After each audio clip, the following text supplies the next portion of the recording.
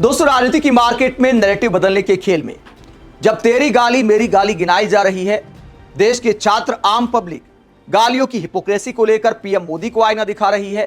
अपना इतिहास भूलकर बेटियों को प्रवचन देने वाली कंगना मैडम को काफी कुछ बोला जा रहा है। तो कंगना मैडम ऋतिक रोशन पर भड़क गई हैं। ऋतिक रोशन ने क्या कमेंट पास कर दिया कि कंगना छलनी छलनी हो गई, जिसके बाद कंगना मैडम ने ऋतिक रोशन के नाम एक बयान जारी किया है। क्या बोला है पर्सनल अटैक करते हुए, आगे आपको बताएंगे। पहले बात करते हैं कि गालियों के मुद्दे पर बेटियों से माफी मंगवाने को लेकर किस तरह शक्ति प्रदर्शन किया जा रहा है। और कंगना मैडम ने 15 साल की एक बेटी जिन्होंने पीएम मोदी को अपशब्द कहे थे, हम जैसे लोगों ने खुद आलोचना की थी, लेकिन ना उनका वीडियो दिखाया था, ना उनका नाम बताया था किसने गाली दी, क्यों गाली दी। बस इतना कहा था कि गाली देना गलत है, गाली देना गादीवाद का रास्ता नहीं है। तो छात्रों को अवेयर किया था। लेकिन बीजेपी समर्थक, बीजेपी के नेता छात्र छात्राओं को बुली कर रहे हैं। और कंगना मैडम ये तस्वीर लगाकर, जो बिटिया की तस्वीर थी, उसे माफी मांगते हुए दिखाकर क्या साबित करना चाहती हैं? क्या ये सत्ता की ताकत का बेशर्म प्रदर्शन नहीं है जो बीजेपी के नेता कर रहे हैं? पीएम मोदी से माफी मांगते हुए एक लड़की ने जो बोला उसे शेयर करते हुए कंगना क्या कहती हैं? कंगना कहती है वो मुश्किल से 15 साल की है। वो खुद कह रही है कि उसने अपनी पूरी जिंदगी में कभी भी मोदी जी के खिलाफ कुछ पोस्ट नहीं किया, लेकिन उस दिन उसके दोस्त वहां उसे ले गए और लोगों ने उसे अपशब्द कहने के लिए उकसाया।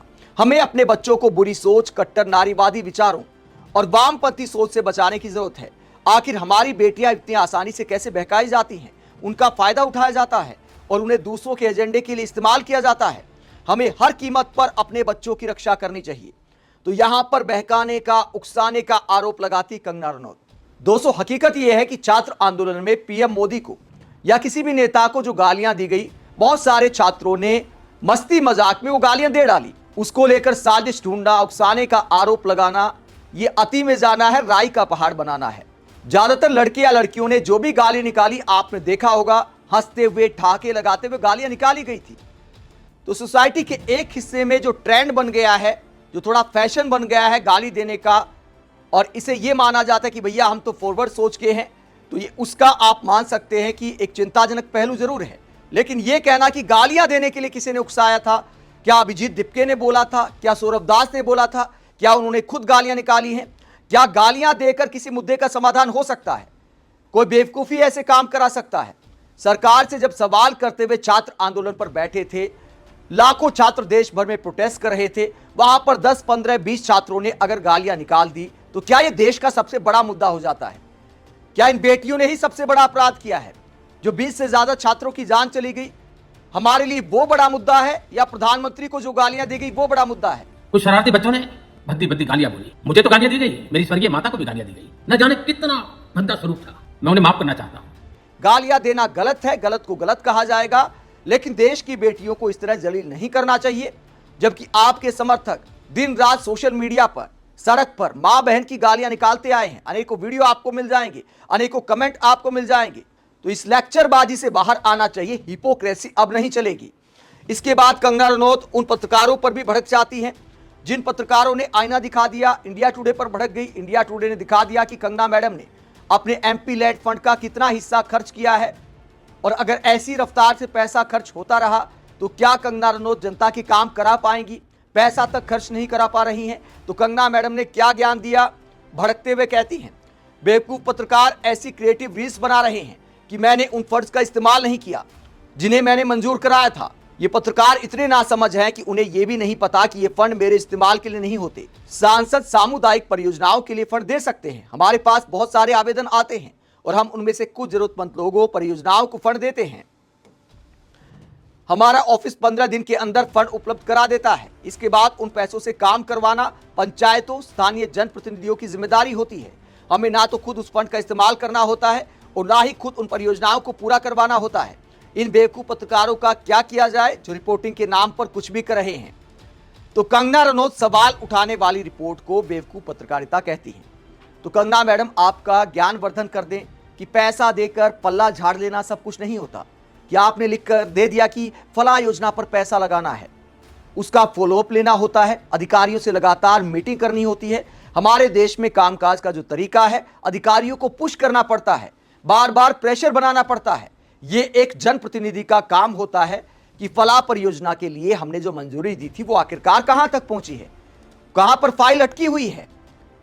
तो ये सब काम भी सांसद का होता है। ऐसा नहीं कि आपने बोल दिया कि ये पैसा वहां लगा दो, वो लगे ना लगे आप उस पर फॉलो अप ना लो। इस तरह से राजनीति नहीं होती है। तो ये भी आपका ही काम है। तो इस जवाब में कोई लॉजिक नहीं आता कंगना मैडम की। इसके बाद इंस्टाग्राम पर जो तीसरी स्टोरी लगाई कंगना रनौत ने, वो ऋतिक रोशन पर लगाई और एक खबर शेयर की कंगना रनौत ने, जिसमें ऋतिक रोशन ने एक कमेंट पास किया है। क्या कमेंट पास किया है पहले वो आपको बता देते हैं।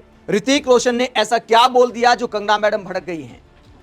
दोस्तों, आपने देखा होगा कि सोशल मीडिया पर जब से कंगना का गालियों पर एक बयान सामने आया, लड़कियों को भला बुरा कहा कि लड़कियां कैसे घर बसाएंगी, कैसे अच्छी गृहिणी बनेंगी, ये गालियां निकालती हैं, ये कई मर्दों के साथ अनैतिक संबंध रखती हैं, इस तरह का बयान कंगना का सामने आया तो बहुत सारे लोग उन्हें ट्रोल करते हुए ऋतिक रोशन का नाम लेने लगे। क्योंकि ऋतिक रोशन के साथ कंगना का एक अतीत रहा है, एक कंट्रोवर्सी रही है। कंगना रनौत आरोप लगा चुकी हैं कि ऋतिक रोशन ने उन्हें धोखा दिया है, उससे शादी का वादा किया था लेकिन पूरा नहीं किया।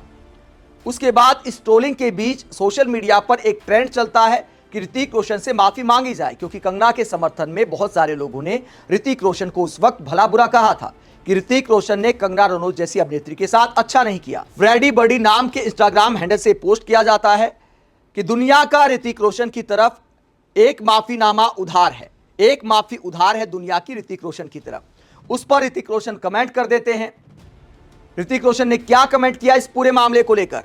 ऋतिक रोशन ने कमेंट किया कि मेरे दोस्त, एक ही साइड लेना इसलिए कि अब आप बी को पसंद नहीं करते, ये ठीक नहीं है। ए मतलब ऋतिक रोशन, बी मतलब कंगना रनौत। तो ऋतिक रोशन ने कहा कि आज के दिन अगर आप कंगना को पसंद नहीं करते इसीलिए मुझे आप सपोर्ट कर रहे हैं। आगे वो कहते हैं कि यह व्यवस्थागत समस्या का एक छोटा सा पार्ट है। मैं उस समय का इंतजार करूंगा जब सही संदर्भ में तथ्यों के साथ यह बात कही जाएगी। यानी ऋतिक रोशन के कहने का मतलब है कि कंगना और उनके बीच जो विवाद है, ऋतिक रोशन और उनका परिवार कह चुका है कि कंगना झूठ बोल रही हैं, वही कंगना का कहना है कि ऋतिक रोशन झूठे हैं। तो ऋतिक रोशन कहते हैं कि जब सही तथ्यों के आधार पर मुझे सही माना जाएगा, कि यह भी सही बात है कि अब इस बात की परवाह आखिरकार कौन करता है, क्योंकि लंबा समय बीत गया, अब इन बातों से आगे बढ़ने का समय आ गया है।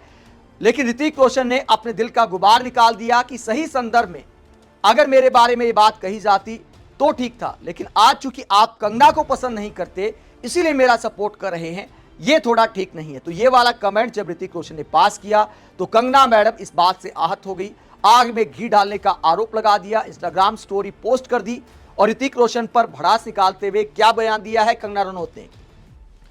मुझे खुशी है कि आपको अपना परफेक्ट मैच सबा आजाद मिल गई है और आप दोनों साथ में बहुत अच्छे लगते हैं। आप एक कमिटेड रिलेशनशिप में हैं और आपको इस तरह किसी महिला को चिढ़ाना, ताना मारना शोभा नहीं देता।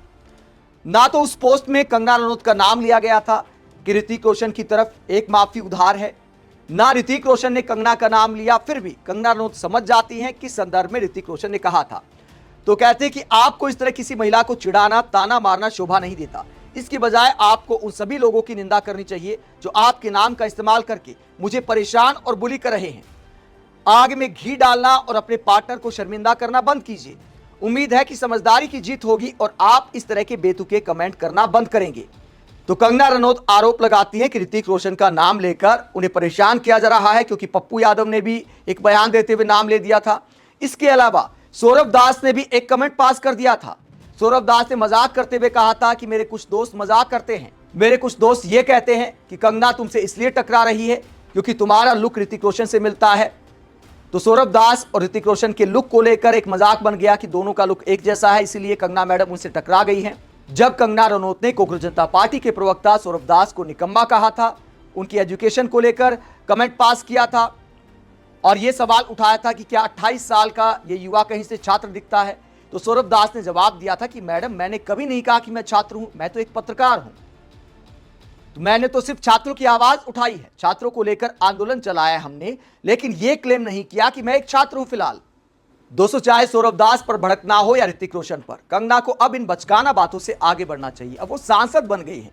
एक सांसद को इस तरह सोशल मीडिया ट्रोलिंग को दरकिनार करना चाहिए। मतलब के मुद्दों पर देश की जनता के लिए पूरी ताकत से आवाज उठानी चाहिए, ना कि 15-15 साल की बेटियों की तस्वीरें दिखाकर, उनका माफी मांगना दिखाकर सत्ता का बेशर्म ताकत प्रदर्शन करना चाहिए।